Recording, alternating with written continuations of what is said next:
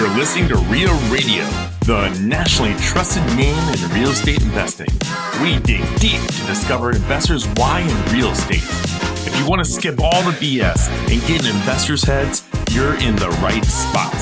Be one of the thousands to check out REIARadio.com. You've got to take every experience as a learning experience. You've got to look back, you got to reflect, because pain plus reflection equals progress. So you can't just dwell on it. You got to learn from it. When you have the right why, no matter what happens, it'll always overcome anyhow.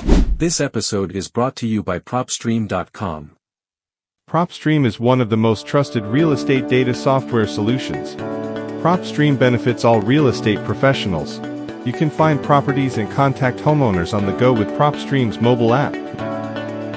We offer free academy courses tailored to real estate investors and agents. Take advantage of our live webinar demos to learn the software and scale your real estate business.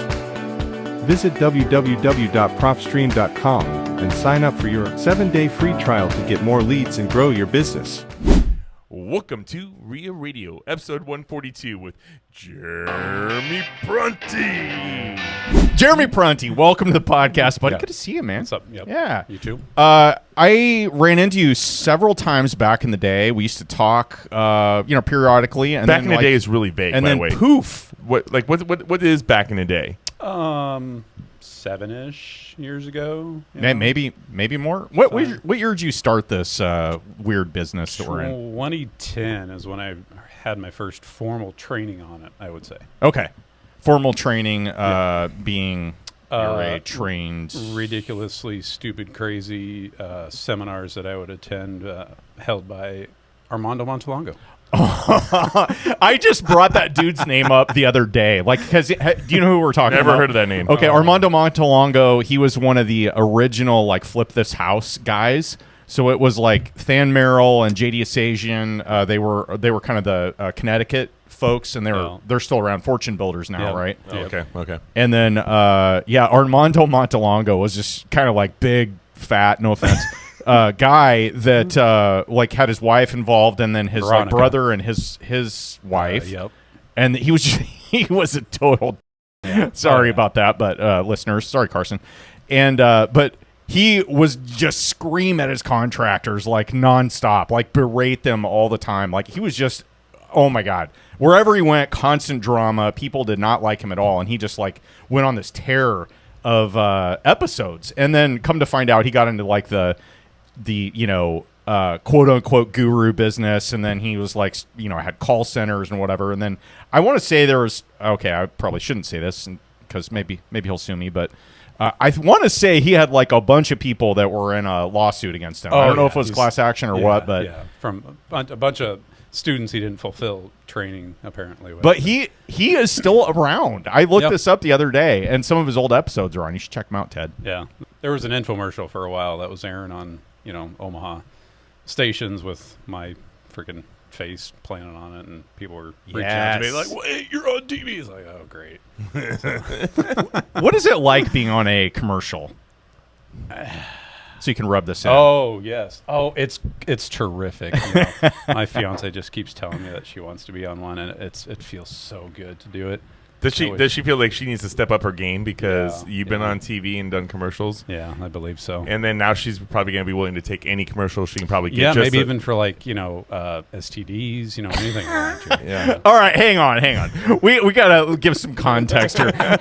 We've got we have a full studio this morning, and Jeremy's fiance has graced us with her presence. And we've really had some inappropriate comments and a lot of laughs. We'll call them interesting. Yeah, there we go. Before we started this, and she shared that she wanted to be in a commercial. That's her lifelong dream, and also mentioned she'd be open to, doing them about pharmaceuticals for challenges that people have downstairs. That's a good word. Yep. Yeah, downstairs. So, but no, only aired not in the Midwest. It has to be aired, somewhere else. No, okay. In all seriousness, though, you kind of, I don't. This is just maybe me, but I just didn't see you for a while. Yeah. You kind of were really active, and then maybe you just kind of decided to not share everything with everyone, or like what happened there? Tell us your, like, if you wouldn't mind, dive into your like origin story and catch us up. Really, the reason I just kind of buried my head in the sand for a while was a 4.5-year divorce. That's a long time. Oh yeah. Are they as fun as they sound? No. Oh no. Why does it take so long? Just because of they don't. investing? I mean, they don't always. I mean, if you get involved with a lot of manipulation in games and believe that stuff, and that prolongs it. And, so during that time, I was focused on maintaining and decided to just not let the business grow and just focused on maintaining, because it was taking so much energy just to maintain the household and the business and the lender relationships and so on and so forth, that I let the business go stagnant as far as growing and just focus on the maintaining aspect. Oh man, I never really thought about that aspect of it, but yeah, you pretty much have to hit pause for a long time when that happens, right? Because you got to look at assets and liabilities, and like if you're fast moving with your real estate business, you gotta man, that sucks.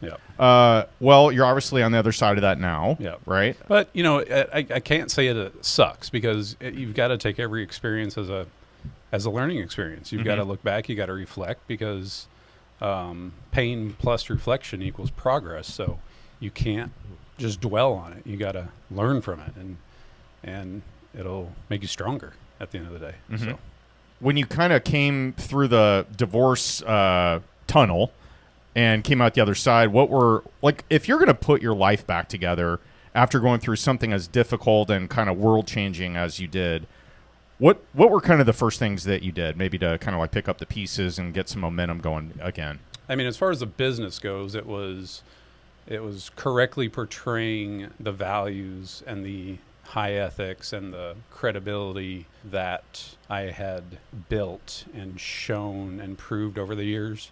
Just showing that again, and being detached from everything else that was negative that could be portrayed with it. So okay, gotcha. So that's a very vague answer, but we'll let it go. How did you originally get started in real estate? I mean, everybody's got a different path to get there. What was yours? I essentially bought my first house.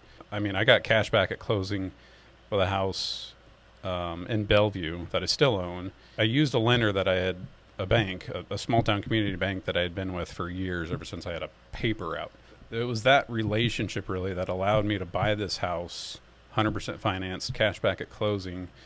And that's really where I would say, quote, got my start. I mean, I remember back in the day, gosh, sitting in my parents' house, the TV in my bedroom, watching Carlton Sheets commercials and stuff like that. So it was always an interest in me.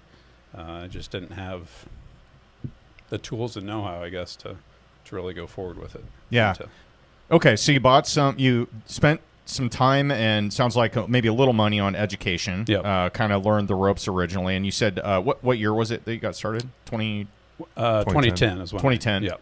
Okay, not a bad time. No, in hindsight. Yeah, right. At the time, it probably sucked because no gosh. banks wanted to lend money, and I found a handful of community banks that, I mean, even to this day, I've still got relationships with them, great relationships that they'll finance just as long as I buy it right. They'll finance 100%. So. Nice. Okay. Now, all right. Let me ask you this. I've seen several threads randomly recently with new investors or newer investors that are like talking about, should I buy this in my own name, or like people talking about getting conventional loans and like how do they're stumbling over the financing part of it. Sure. When you first started, did you buy your first targeted investment property, meaning you didn't buy your primary home and then move out of it and keep it as a rental? You specifically went out and bought one as a rental or a flip. Did you do that in your own name, or did you right out of the gate start an LLC and get commercial financing that way? Pretty sure I bought it with an LLC because I already had one set up for a handyman business that I already had at the time. So I'd have to go back and look, but I'm pretty sure I bought it in the LLC. With that said, I didn't know how I was going to finance it. Like one mentor told me before, every good deal gets financed. So don't ever let the financing aspect prevent you from securing a good deal. I feel like every time I talk to a new investor, I'm always like, just find the deal, the money's going to come. Correct. Yeah. Correct. Yeah. Because people want to make money, just by funding deals. Obviously, like you've built that business up by doing that. I got it under the LLC name, and I didn't have financing set up. I actually utilized my handyman business to obtain a small business loan through that handyman business and helped that to utilize the funding of that, and just scraped up everything else I had to figure out the rest. Interesting. Yeah. Now, SBA loans, we never really talked about this before on here. And actually, it was an SBA loan that I utilized. Now, my understanding is right now for a new business, a prospective new business starter, owner, they offer 90% loans for the SBA. But the downside to that is they take months and months, at times longer than other, commercial products or regular conventional loans and all Unless that. it's COVID. It's just make it rain. And during COVID, I think I just filled out a one-sheeter on the SBA website and got money wired right in. I'm like, hello. Anyone from the IRS listening to this, I'm not affiliated with Kosh Money Properties. Just FYI. No, that's cool. Okay, so you started in 2010, kind of like we didn't know it at the time, but it was kind of the bottom of the market in real estate, right? So it was, or close to it. So 2010, 2011. What kind of moves did you make during that time? Like, I was buying everything that I could. Did they give you pretty much they're like, hey, here you go. It's go buy, don't embarrass us. That's a good, good boy. Setting you off. As far as the community bank. Yeah, the community bank. Yeah, I mean, eventually I had to figure out what their max was, because I knew I was approaching that quick and closely. And so technically it's a rule, per LLC is what community banks max lending capability is. With that said, sure, you can create multiple LLCs at the same time. So that's the beauty with community banks, working with community banks, because they're, community banks are all about the 3 Ps, and gosh dang it, I'm probably going to forget one of the Ps, but people, paperwork, and I think policies is, or procedures maybe. And Prunties. Yes. Oh, hey, there you go. So just as long as you make their job easier as far as those aspects go, the lending ability is pretty open, I guess would be a good word for it with them. So, okay, if we're looking back on your start and the path you took to get where you're at now, and we're just focusing on the business/real estate aspect of it, do you think you made some good moves when you first got started, or is there, and I'm guessing that, the end justifies the means, but like, if looking back at what you did then, is there something that you might have done differently if you were just starting out that could have shortcut some of the struggles maybe early on that you went through, or do you think you made some good decisions then? There was always mistakes, and I mean, I still make mistakes to this day. Nothing's ever perfect. No transaction, no deal is ever perfect. There's always learning from it. The only thing I would say I guess, quote, regret I would have starting out is not buying more, really. Yeah. Did you start out with flips or with rentals? Both? Yes. Both. Got it. Yeah. So it started out as flips, and then I started just keeping, more and more. Kind of like, it was kind of a ratio of every 4 I would buy, I would keep 3, flip 1. Mm-hmm. So. Yep. I started a little bit before you, but I'm a little older than you. And we kind of followed a similar path. It seemed like transactional to fund the holds, and then just kind of rinse and repeat over time, and then grow that way. Right. Along the way, I wanted to bring this up to keep the listener attention here. Let's mix in a crazy story from maybe like something that really was not expected. That might be entertaining for the folks on the horn here to listen to. Absolutely. Got anything that comes to mind? Yes. It's story time with Jeremy. So apparently, Omaha has a local Secret Service office, and I didn't know this until. So I have an Airbnb over off 72nd and Dodge, and I had guests in there that they reserved, I don't know, 3 days or something like that, and they wanted to extend. I'm like, cool, fine, extend. And then they wanted to extend again, but I had other guests coming in, overlapping, and I was like, no, we can't do that, can't accommodate. And just some weird stuff. They would just communicate sometimes all hours of the night, 2 a.m., something like that. And so it was just kind of already a red flag. And so eventually they left, and my housekeeper was kind of nervous about going there by herself, so I met her there. And the first thing I see when I walk in are 2 brand new printers sitting in the entryway. I'm like, Okay. that's weird. Why would you, number one, bring a printer with you? And I mean, like full size, and number 2, leave it. And I guess number 3, 2 of them. So, continue to walk throughout the house. House is dirtier than heck. I mean, like food still on plates, sitting on the dining room table, just a mess. Go downstairs into the basement, and there's 2 totes down there, and there's gallon jugs of degreaser, and they've poured the degreaser into the totes. So I'm like, okay, What? maybe they're just like degreasing their clothes. I don't freaking know. Ted, do you have any idea where this is going? Why do you think I would know? Okay. Just saying. Okay. Please continue. So, I'm just kind of whatever.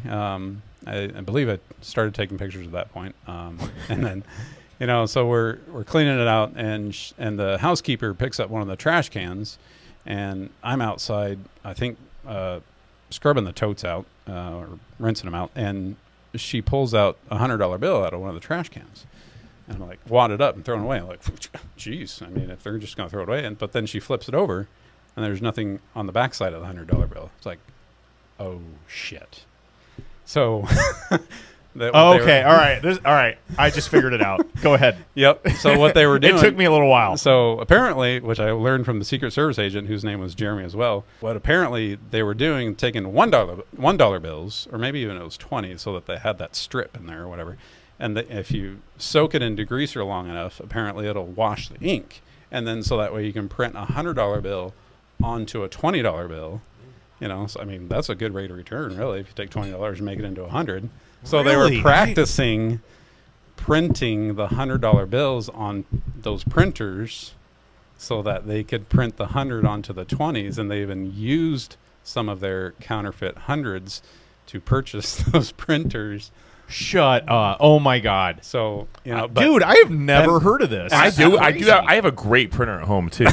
Do you? Is it a laser printer? It is. Nice. So, I had guests coming in, so I'm learning all this at the same time. We're trying to get it clean, getting it ready for the next guest coming in, and not, alert them to any weird stuff going on. So, I have to save the printers, all the trash. I mean, I had loaded it up, threw it in the back of my truck, and I had another flip or house that I was rehabbing just up the road, so I just gathered up all the trash, the printers, stored it in a secure location in the garage, and then had the Secret Service agent meet me at that other house to take all the trash and evidence and printer. Oh my God, this is so great. Degreaser, who knew? Yeah, no, wouldn't. But now we do know. Now we do know. Okay.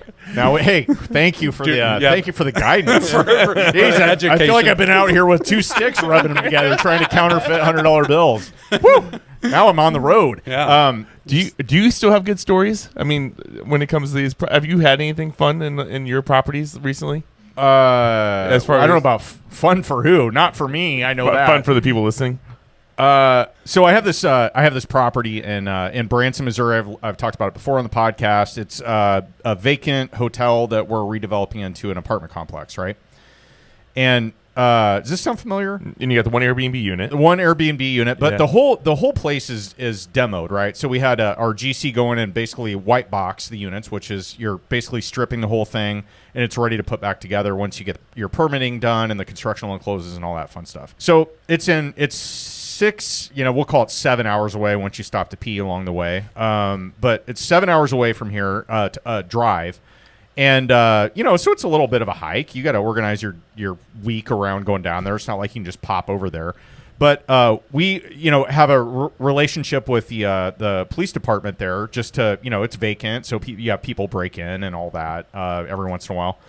And So they'll call us and they'll be like, oh, so-and-so broke in and they were looking for copper, or they got copper, or whatever. Do you want to press charges, blah, blah, blah. And they usually call one of my business partners on this. And so time goes by. It's, I think, winter time. And he calls my partner and he's like, yeah, this is Detective, Thomas or whatever we'll call him. And he's like, my partner's like, okay. Like, he's not used to talking to a detective. And the guy's like, so this is kind of a random question, but I was wondering if we might be able to get into unit or room number 121, or I don't know what the room number was, but we'll call it 121. And my partner's like, okay, I mean, I guess, why? Can I ask why? What's going on? And so here's the story. So apparently there was this couple that murdered some people in the state of Nebraska, and they were from here, right? They bailed, hit the road, trying to, they're on the lam, and end up staying in the hotel that we then, bought later on. So I don't know how long ago this was, but we owned it after this happened, and so they were holing up there. They eventually got caught. They got convicted and taken to prison. And the guy's in prison, and like his cellie apparently witnesses him talking about the murder weapon, which they never found, was stashed in the ceiling tiles of room number 141 or 121 or whatever it was in the Windmill Inn in Branson, Missouri, which is what we, bought after that. And he's like, so hence the call. I was wondering if we could get in there and look. And when I say demoed, I mean, this is demoed. Like, there's nothing left, And he's like, sure, knock yourself out. Some of the bathrooms actually had ceiling tiles left because the drop ceiling was in pretty good shape. But long story longer here, they didn't end up finding anything. But I was like, what in the hell with that story? You've been in this business a while. You're gonna hear all kinds of stuff. Oh, yeah. So I haven't had anything fun lately, so No? I'm just living by curiosity to you guys. yeah, nice.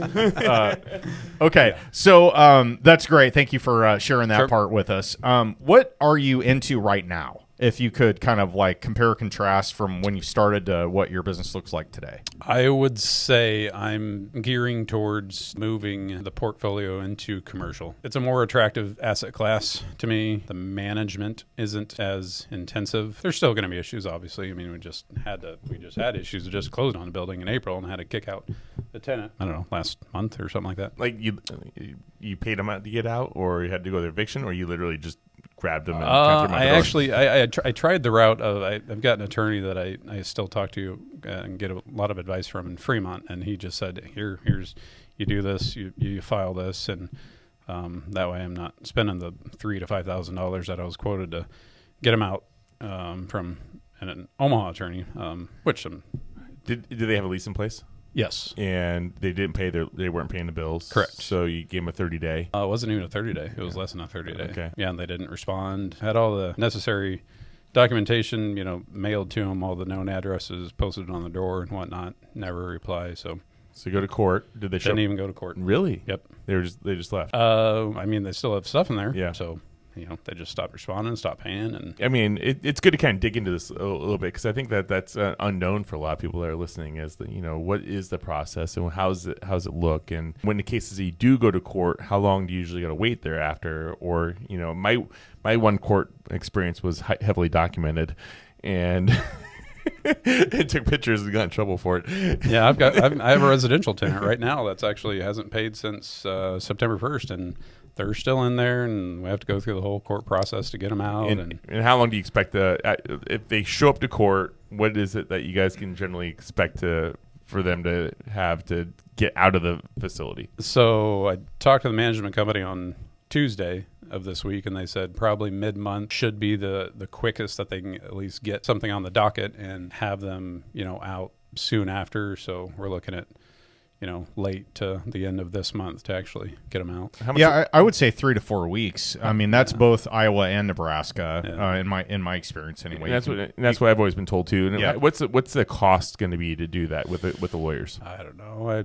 Ballpark $1,000. Is that what you're seeing? Yeah, I think this last one I just did in Iowa, I probably, when it was all said and done, and there were some like there were some hiccups. It didn't go smoothly, and so I think mine was probably closer to 1,500. But Is there it's probably $1,000-$1,500 to get people out. Is there a value just to offer cash for keys and say, hey, $1,000, move out tomorrow, and at least try it before you go to court and try to have them out sooner? Possibly, but this tenant, they slipped through the cracks of this management company who was, their name was. That sounds like a great conversation there too. Yeah. So without getting into details about the management, but just the conversation there. Yeah. So this tenant had actually done this similar thing in one of my houses before, when the management company was owned differently. So there wasn't a good list, kind of like a do not rent to list that was maintained. Yeah. And so they slipped through the cracks and was able to rent one of my houses again. And so this tenant was known to play these type of games. So I don't think that would have been an option to,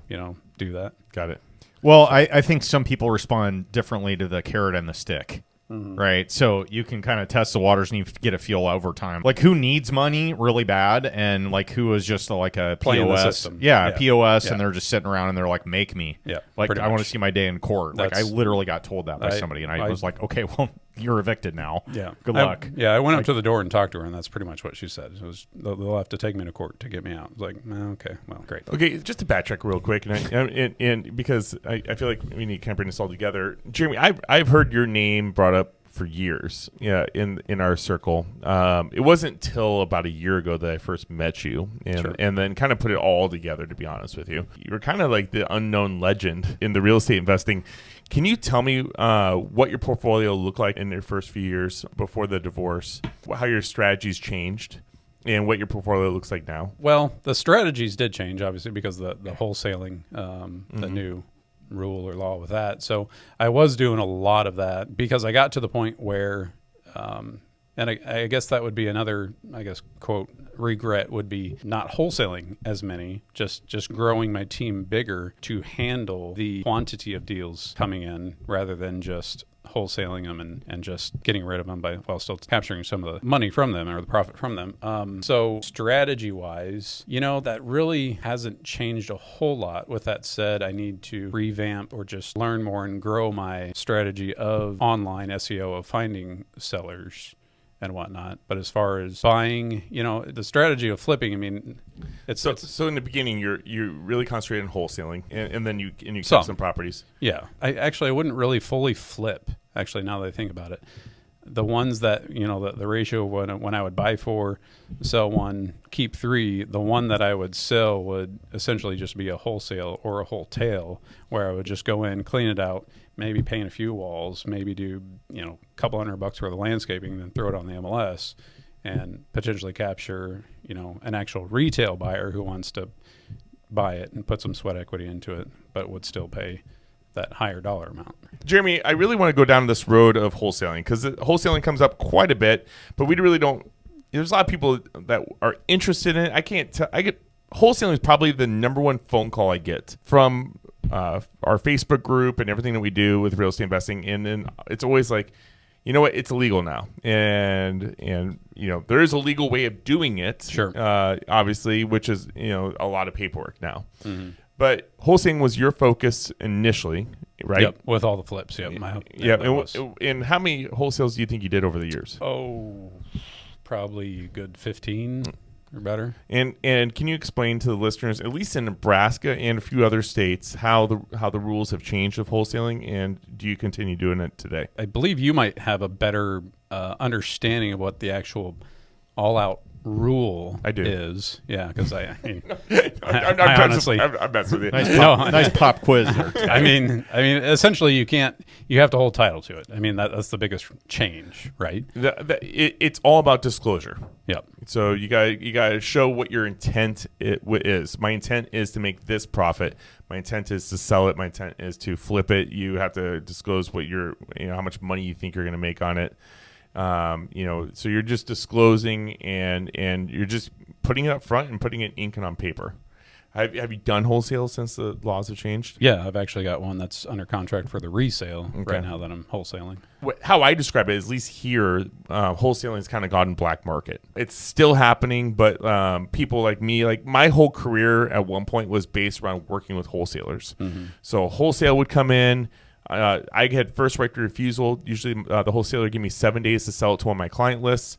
I find a client that was the one to buy it, and then I did a purchase agreement with the wholesaler at the time, and then my client paid my commissions. Sure. So we added a legal factor into it, and that's how we did it. But now there's all the disclosures have to be filled out before I could even touch it, because there is I don't even remember, but locally, what was there, like 30 or 40 people that had got major fines this last quarter because of wholesaling. Yeah, I mean, as an agent, and I'm an agent broker, and I mean, I can lose my license. Was it up to 5 years and $20,000 fine for not doing it the proper way? Right. So I mean, there's a lot of risk there. Sure. And I with this one, I didn't go the MLS route. I just took title to it, and actually I wasn't planning on wholesaling it right away. I was just like, you know what, I might as well throw it out there while it's in the clean out, or now that it's already cleaned out, and before I started rehab, I was like, I might as well see what interest I have on it. Threw it out there, and it made sense for me to. But you owned it. Correct. But so would that be a wholesale? Yeah, without listing on the MLS. Yeah. So yeah, essentially, yeah. Yeah. Which that's completely legal Yes. because you own it. You're marketing title or you're marketing a property that you own title to. So you're above board. Right. But yeah, I think to your point, Ted, in the last I don't know the numbers that you mentioned. You said 30 or 40 people got busted for it, but like in the Omaha market, so we have about 1 million population when you factor in all the suburbs and whatnot. Whatever not. And whatever not. It sounds way better. Yeah. There was somebody that just recently got nailed for $30,000. I saw that. For wholesaling. I don't know if it was a repeat offender or not. I don't have all the details, but I saw the screenshot and I saw all the fallout of that and people like commenting. And this person got fined $30,000. Look, I don't want to stereotype because clearly people that are really experienced in this business still can, wholesale and wholetail if you do it properly. But a lot of people get started in wholesaling, and a lot of people that are getting started because you don't need a whole lot of money. Yeah, if you're signing a contract, I didn't mean to interrupt you there, but no, you're good. But a lot of people like wholesaling because in essence, you're brokering a transaction that you don't have any skin in the game in. Right. So you're marketing a property, you have it under contract, you're marketing the contract, somebody else closes on it. You don't have to come up out of pocket for anything other than maybe an earnest deposit. Right? That's in theory what's supposed to happen. Sure. So a lot of people are like, "Oh, sweet, I can go out and slang houses and make rips off of wholesale fees." But this was like a big, pump the brakes moment when they outlawed it in the state of Nebraska. They also did that in the state of Iowa in I think June or March or something like that this year. I didn't know that. Yep. It was recently passed. Big deal. That's not sarcastically. It is a big deal. But for them to get slapped with something like that, I mean, that's a lot of money for anybody to come up with, $30,000 when you're not planning on it, right? Absolutely. So point of warning here, be careful if you're out operating in the quote unquote black market like Ted says. Well, and just educate yourself, know what the laws is, know what you can't do and what you can do. I mean, there's transactional funders out there. So if the big area that's that you can get fined for is not ever having title to it, well, then I would suggest getting in your toolbox as many transactional funders as you can that aren't looking to hold the property for 6 months, 1 year. I mean, that way you can do the most correct thing by taking title to it and then still wholesaling it. Mm-hmm. I was meeting with somebody, actually been on this podcast, and I won't out them, but it was earlier this year, and we were talking, and they're like, yeah, in regards to wholesaling, I was the person that was providing them leads, and like I'm actually buying 10 times more leads off-market properties through wholesalers now than I ever have. Now? Because they're like, before, people like me were getting the deals, and now people like me are not getting the deals. And it's like wholesalers are going to me direct. I'm saving more money. I'm getting more opportunities because there's less people buying them. and so the people that are putting a little more risk on are still doing the transactions. They're just doing it quieter. Well, yeah, and directly. I mean, I think part of the law is something about advertising. Title doesn't care. Right. No. I feel like this is one of those situations where it's got to be like they say if you're an undercover cop, if somebody asks you if you're an undercover cop, you have to tell them like that. I know it's one of those things in the movies that happen. I don't think actually they give a shit in real life, but are you a wholesaler? You have to tell me, are you an unlicensed wholesaler? Nope, nothing to see here. You know what I mean? It's just like you said, it's kind of like the black market now. Like it is. Well, somebody posted on our Facebook page earlier this week, in our Omaha REIA Facebook page, hey, any wholesalers in here want to talk to you? And then it was crickets. And I know a guy. Do a cricket emoji. And then I actually knew this lady from back when I did advertising. And I was like, hey, I go, and I put in the comments, I was like, hey, since wholesaling became illegal, nobody's going to mention anything about it. And then there was some laughing emojis and all this stuff after that. And she's like, oh, makes sense. and then a bunch of people are like, hey, DM me, bro. Wait, but I know it's somebody that's just discovering it, and they found some guru that said you need a wholesale, and they don't know that we have these laws, so they're putting it out there thinking they can connect with people, and it's and they're just gonna like, hey, it's me. There's like one person in our REIA group, even though I know there's like 15 or 20, like when we have our meetups that do wholesaling. But for shits and giggles, every time I'm like, hey, raise your hand if you're a wholesaler, And one guy that raises his hand is Lamond every time in the back. he's like, I got it figured out.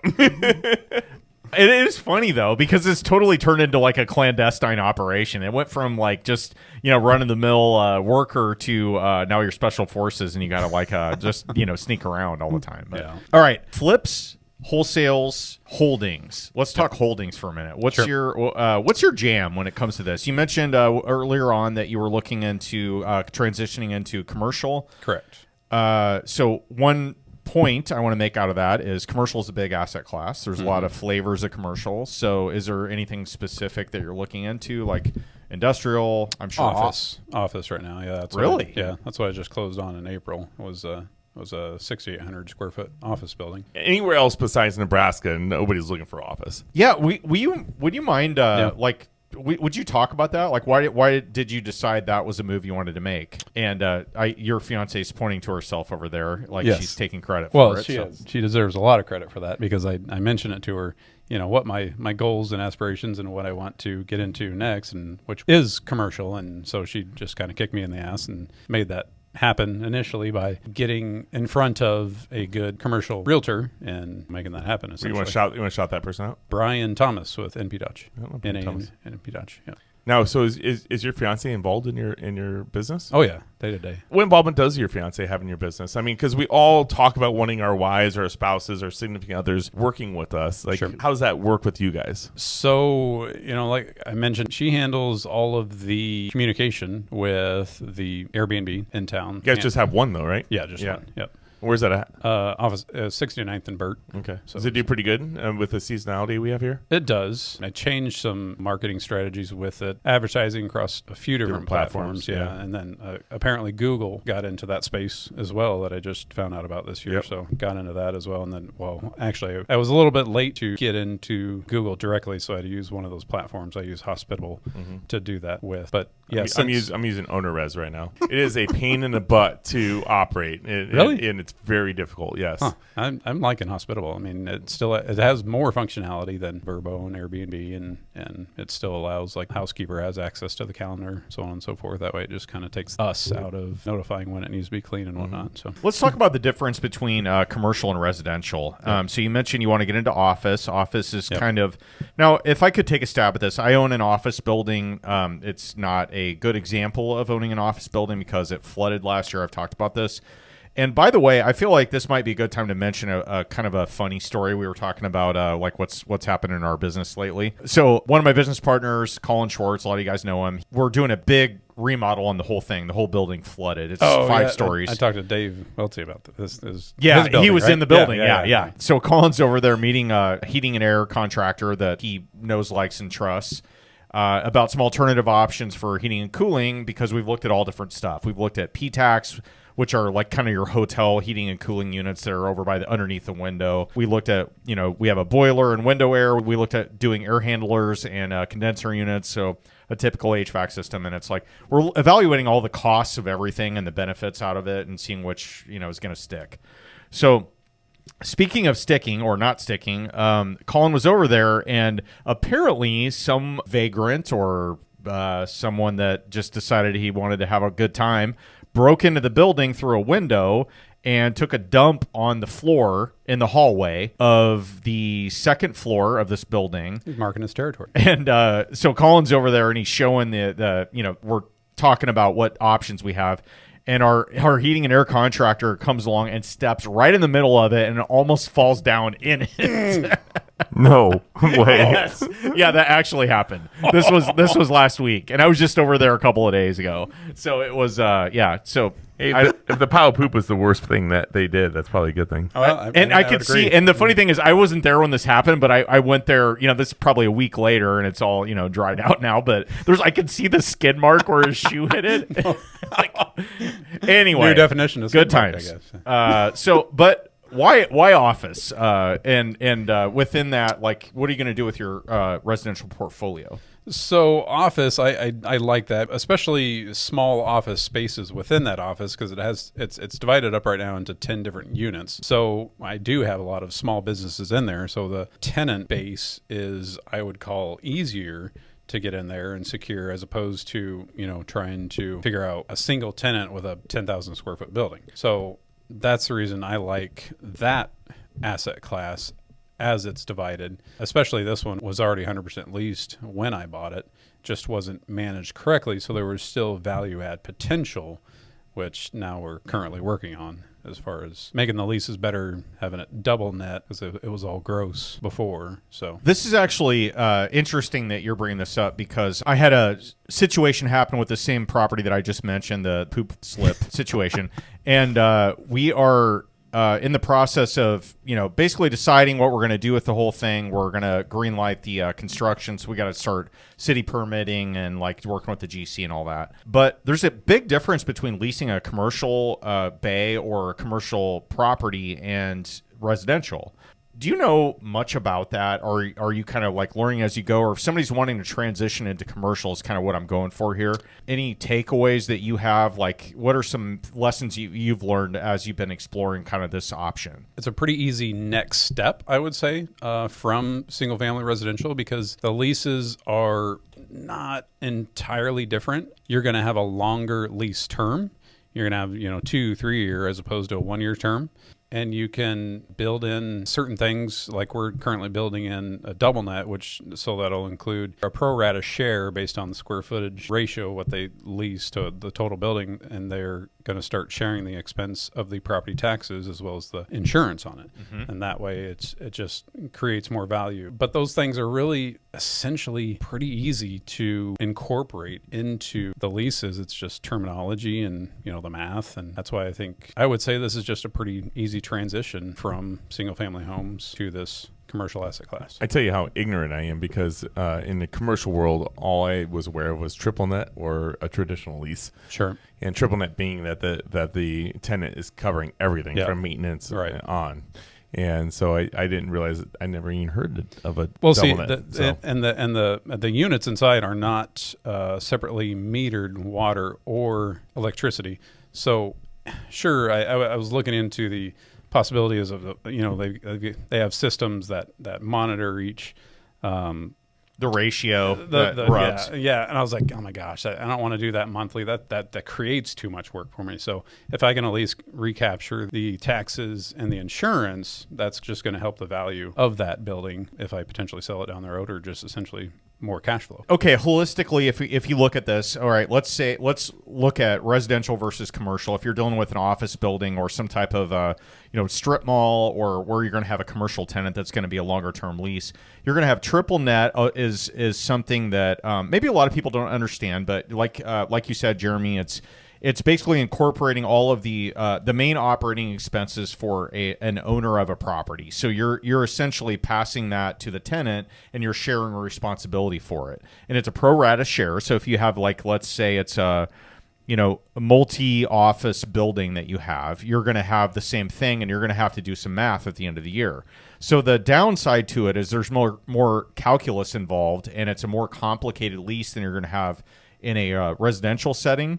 But you have a lot of peace of mind, because you know that you're it's almost like bringing on a partner. instead of a resident, right? That's just going to, like, you're at the risk of whatever they're going to do. Your commercial tenant in a triple net situation is going to be sharing in the responsibility of taxes, insurance, and maintenance, operating expenses for the property. Utilities. So exactly. And so if you're looking at this as if you could compare it to something, think of a triple net as like a blue chip stock that has a steady dividend, or it's a lower, you have a lower chance of getting a huge spike in growth. This is more like a steady eddy. I have a triple net lease. I feel like I'm safe. It's more like a bond. Yeah, mailbox money. Yeah. Whereas if you sign a gross lease, which you can also do in a commercial property, it could swing wildly. You could be on the hook as the owner for utilities, and the tenant, you have utilities wrapped into the deal. So they're paying, let's say it's, let's call it $1,500 a month for a lease, and then utilities are included in that. Maybe they're just leaving the windows open all winter long. Right. So there's that risk, but it makes it more simple on the front end and less math and calculus to do on the back end when at the year end when you're trying to true up everything. Yeah. So there's give and take with it. But yeah, I don't know much about that also, but I've kind of gotten a crash course recently with this. So Sure. That's really interesting. So when you look at office as an asset class right now, do you think as a whole, it has bottomed out, or do you think there's room to go on where's the knife going to drop here, and where should you try and catch it? That's a great question, because there's quite a few things that go along with that. I mean, ever since Rona, obviously, that it brought a lot of office to people's homes. So when you're talking about, an enormous company, like my sister works for PayPal and she's still working from home, they downgraded big time on their office space, things of that nature. So the metrics of that, I would say change, because even office space can be divided up into a certain square footage or amount of tenants, things of that nature. So, well, office has, now this is there's the macro. So if you're looking at the U.S., there's like all across the U.S., and then there's kind of like local markets, right? So I think it's different depending on where you're at. But office as a whole has been down. I think don't quote me on this, but it's over 25%. Yeah, I believe that. COVID has not been a great time for an office building owner. Because it resulted in a whole change of mindset in the American workforce, where a lot of people are working from home now. Office space isn't as heavily utilized. You have small business owners that are just saying, hey, you know what? I don't need to be in an office building. I'm just going to do my home office thing. Right. Interesting. I like that. And I would say, the contrarian approach to investing has worked well for a lot of really, really well-known investors. So I think it seems like, unless, there's something out there that we don't know about, I like the angle. Yeah. I like the angle of like steering into, something that's people are running from. Yeah. It seems to work well. All right.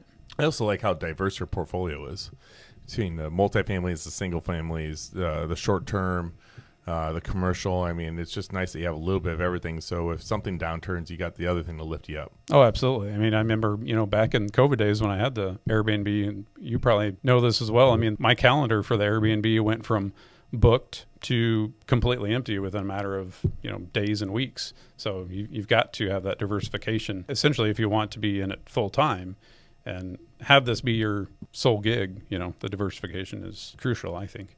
Yeah, I tell you what, I did one high-end Airbnb, and that one has really saved my butt over the last few months, because it's probably brought in $16,000 now, $17,000 over the last 3.5 months. Nice. And that's just been, it's kind of lifted up where the other had shortfalls in other areas. Sure. So. Yeah, because the single family rentals are, with property taxes, insurance, and everything else going up, are not the cash flow cows that they were 5 years ago. That's for sure. Jeremy, in this next section we have, it's called Failing Forward. And this Failing Forward is brought to you by JM Real Estate Capital. Hi, it's Rob, JM Real Estate Capital. We're the money guys that you need to know for all your real estate investments. Talk to us. We can do what your local bank can't or won't do. We don't have millions. We have trillions with a T to lend. 844-week close, or go online, jmrecapital.com. That's jmrecapital.com. JM Real Estate Capital, smart solutions for the real estate investor. And this is a lesson you learned from a failure or mistake in your life. It could be personal life or business, and that something you wouldn't, never take back, because it was something that changed how you do you. Sure. Do you have an example? I do. I flipped a house through my self-directed 401k recently, and I don't know what you call it, previous owner / tenant. I mean, it was a situation where she had no money. She was 3 years behind on taxes. A purchase agreement was signed. I even had to buy her what are those prepaid freaking phone because I couldn't get a hold of her, and so I had to buy her A burner. You got her track phone. There we go, track phone. Yeah, so I could just communicate with her and whatnot. And she said that she would be out, by such and such date. That date came and went, and she wasn't out. Things of that nature, and Christine helped me realize that I needed to stop being so favoring or nice and just be more direct and just say, look, we need dates. We need to know when you're going to be out because, I couldn't just give her the money, with her still living there because that was also the agreement that she was allowed to stay there until she get her belongings out and whatnot. So I would say, you've got to be clear and concise with your intentions with everybody else involved, their intentions, get answers, get plans, get everything clear and known so that you can move forward essentially, or else you're just going to be sitting for way too long, and sitting just costs money. I totally feel you because, one thing is I always try to be too nice. And every time I'm trying to be too nice, you get burned. Yeah. And so you got to be blunt. You got to be concise. You got to have timelines, and you got to have clear expectations, right? Yep. And it helps you in business, helps you in relationships, and it helps you with your kids and life and everything. So I totally agree with that. Yeah. That's a great feeling forward. Yeah. Well, let's get into one of our favorite sections of the podcast called the OT with Owen and Ted. All right, in this next section, we have the same questions that we ask every guest. And the first one that we have for you, Jeremy, is your first book. What is it going to be titled or about? So I know I have some titles. It's going to involve things like patience and perseverance, but it's still in the crafting phase. I have an outline, and that's one of my goals, to finish that book that I have been working on for a number of years. So it's just going to be about, I guess it's going to encompass the most of just never giving up, never losing your why. Because when you have the right why, no matter what happens, it'll always overcome anyhow. So yeah, the title is still in progress, and so I don't have that nailed down, but that's really what it's going to be. Yeah, cool, man. About, yeah. Ted, what do you got? Okay, we are on Jeremy's podcast. You can interview anyone in the world today. Who's the one person you want to interview, preferably live, and what's the one question you want to ask? Preferably alive. I mean, my dad lost him 20 years ago. And if you can interview anybody currently alive, who would it be? It's got to be one of the guys that are just fantastic at mindset and healthy mindsets and learning how to constantly create that healthy mindset within yourself. Because if people can overcome a negative mindset that gets in your way too often, the achievements and accomplishments can be through the roof. So I don't have anyone straight off the top of my head that would it be that guy that you learned from the first workshop? Oh, Armando. Let me pick Armando's brain. No, there's I can't think of their names right off the top of my head, but it would be funny to interview somebody like that though. Yeah. Yeah. I mean, so tell us about your story. Yeah. My God, he is such a shit show. All right. So next question for you, Jeremy. We're at your funeral. Super sad. Everybody's around. Everybody you know in your life. Who is going to give your eulogy, and what do you hope they're going to say about you? I would.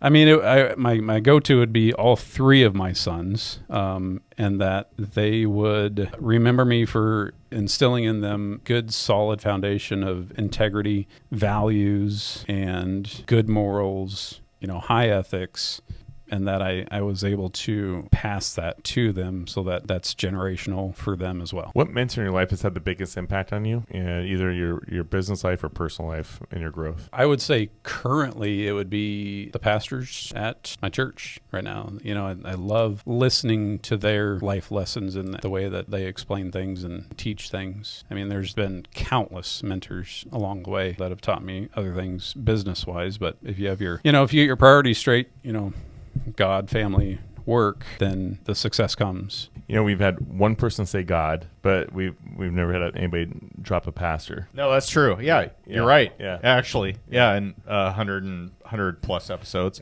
Iskerka was the Lindsay Iskerka. Yeah, she was the one that said God was her mentor in life. Yeah, way to trump everyone. Which I'll Love Church is the one that I'm currently that I call home, and they have great pastors, and I love learning from them. Okay, last question for you, Jeremy. Actually, I have two. Here's a two-parter.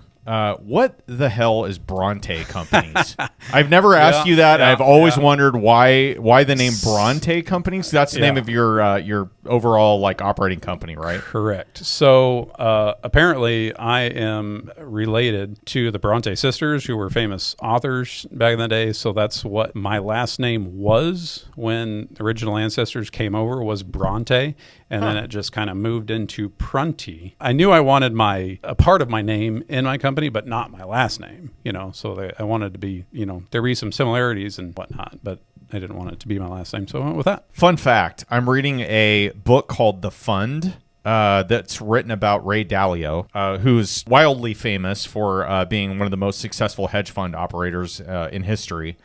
And his last name was actually Dalalio at one point, and he actually went and got his name changed to Dalio to make it easier to pronounce for people in the Americas. Okay, last question of the two-part question here. How can listeners support you if somebody wants to know more about your jam, interact with you, maybe partner, lend you money, give you money, whatever, give you nice things like Oprah?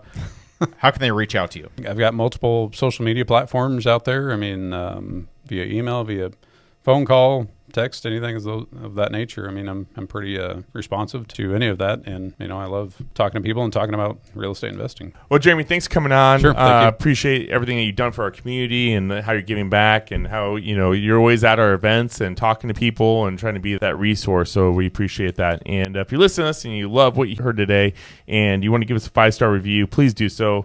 First time or 142nd time, it means a lot to us. Amen. Yeah. So whatever platform you listen to, we did get a 5-star review, but with no writing since last week. So thank you to that. We'll take it. Yeah. I mean, we still love you. 5 stars is 5 stars. 5 stars, 5 stars. Kind of like a redheaded stepchild. Yeah. You still love them, but not quite so on as Apple good. now we have 111 5-stars and 1 4-star. Yeah. Thanks, 4-star. Get better, people. With that, Owen Dashner, we see us out. On behalf of REIA Radio, Aiden Bear, and Ted Kosh, I'm Owen Dashner, and you've been listening to Jeremy, Morals, Ethics, and Black Market Wholesaling. Ooh, Prunty. Signing off.